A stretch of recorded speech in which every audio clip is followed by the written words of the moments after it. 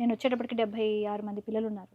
ఒక 30 పైన గోవులు ఉన్నాయి. ఇంత వ్యవస్థని ఒకళ్ళు ఆ కుటుంబం నడుపుతోంది without any support from the society that time. నేను మా వారు అనుకున్నది ఏంటంటే ఉపనయనం చేసి వేదమాత ఒళ్ళో కూర్చోబెట్టామని గాయత్రి దేవుళ్ళు.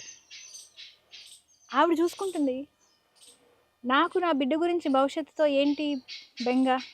వేదం మనకి సనాతనంగా వస్తున్నది.